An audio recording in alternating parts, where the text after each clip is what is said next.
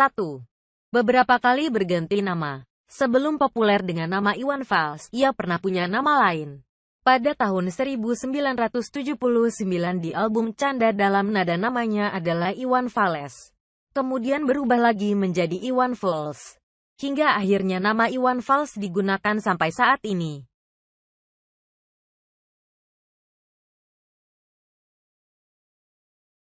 2. Punya nama Islam. Pada tahun 2011 Iwan Fals pernah melakukan perjalanan religi, di mana pada saat itu, ia diberikan sebuah nama oleh seorang pimpinan pondok pesantren. Nama Muhammad Ridwan Al-Fasabi adalah nama yang diberikan kala itu. Selain nama, Iwan Fals juga mendapatkan sebuah lahan atau tanah wakaf, yang digunakan jika Iwan Fals ingin membuat sebuah pesantren.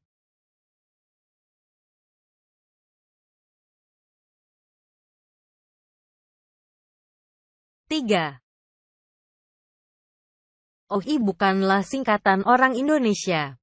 OI adalah komunitas terbesar di Indonesia. Komunitas OI berada di bawah asuhan Yayasan Orang Indonesia. Jadi banyak orang menganggap kalau OI itu bermakna orang Indonesia. Padahal kenyataannya nama OI berasal dari kalimat Iwan Fals, yang digunakan untuk menyapa para fansnya yang tidak mungkin ia ketahui namanya.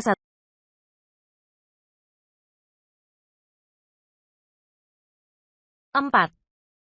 Pernah mendirikan partai. Iwan Fals pernah mendirikan partai pada tahun 1998. Partai tersebut bernama Partai Tikus Got. Nama yang unik tersebut terinspirasi dari kehidupan tikus got yang hidup di tempat kumuh, kotor, bau namun tetap berkembang biak meskipun terus dibunuh dan diburu. Namun sayang partai tersebut tidak pernah didaftarkan untuk ikut dalam pesta demokrasi.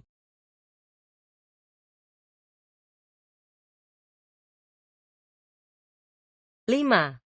Mengharamkan brand produk di atas panggung. Iwan Fals sangat tidak memperbolehkan nama brand suatu produk ada di panggungnya.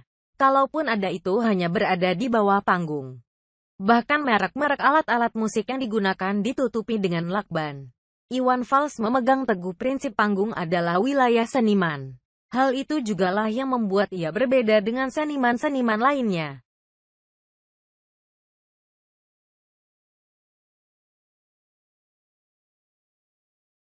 6. Lupa memainkan harmonika pada lagu Manusia. Lagu Manusia Setengah Dewa yang juga menjadi nama album Manusia Setengah Dewa, yang diproduksi pada tahun 2003 ternyata memiliki sebuah cerita. Lagu tersebut sebenarnya selain diiringi dengan gitar, juga diiringi dengan permainan harmonika. Namun hal itu disadari setelah album diproduksi dan dipasarkan. Namun hal itu tetap membuat lagu tersebut tetap enak untuk didengarkan.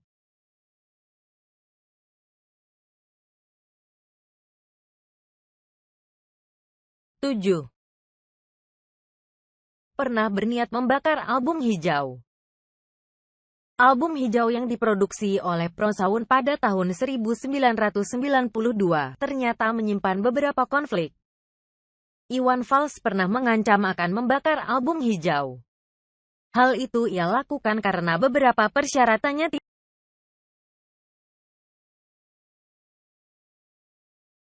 8. Menolak difoto pada album Hijau. Konflik pada album Hijau telah diselesaikan. Namun Iwan Fals kembali berulah.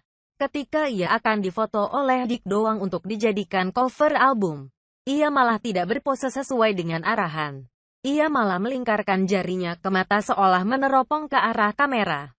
Hal itu membuat Dik Doang geleng-geleng kepala. Mau dipoto kok malah ngeledek, tutur Dik Doang.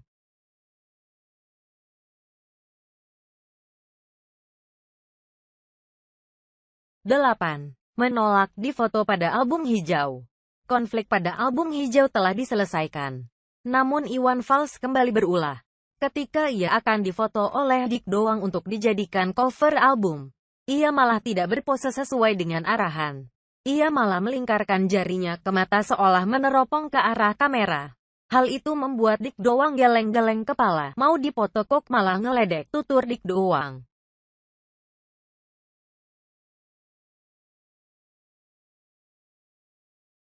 9. Salah tulis pada album Sumbang. Pada album Sumbang, terdapat sebuah judul lagu, Jendela Kelas 1. Ternyata judul lagu tersebut sebenarnya adalah Jendela Kelas. Dan nomor 1 itu adalah nomor urut lagu. Namun meskipun begitu lagu tersebut malah booming, dan lebih disukai dengan judul tersebut.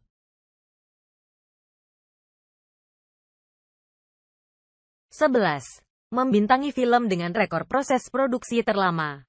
Film yang berjudul Ketata Takwa, yang digarap oleh Eros Djarot dan Gatot Prakosa, ternyata memecahkan rekor sebagai film dengan proses produksi terlama di Indonesia, yaitu selama 17 tahun, dari tahun 1991 hingga tahun 2008.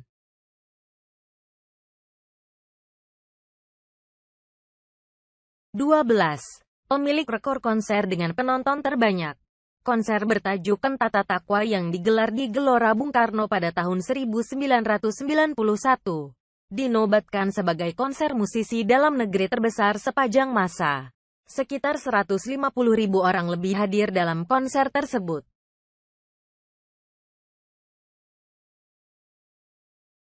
13.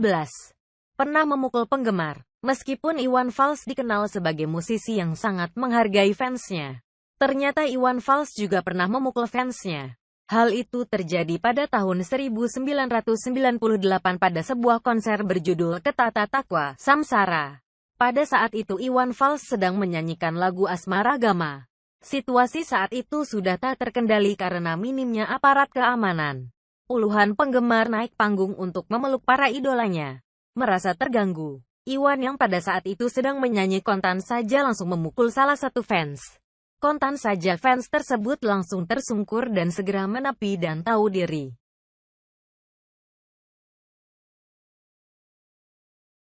14. Asal-usul memakai peci pada konser kemanusiaan di Lebak Bulus. Saat akan naik panggung Iwan Fals akan mengikat rambut dengan karet. 2 kali karet putus. Saat akan mengikat dengan karet ketiga dia berkata, "Kalau ini putus lagi berarti karena kalian," kepada penonton. Karet pun putus dan disambut teriakan histeris dari penonton. Akhirnya salah seorang panitia meminjamkan peci yang dikenakan sepanjang konser. Kata-kata yang masih teringat adalah saat terjadi sedikit kericuhan, Iwan Fals berteriak sambil nunggu maghrib, "Jangan berkelahi."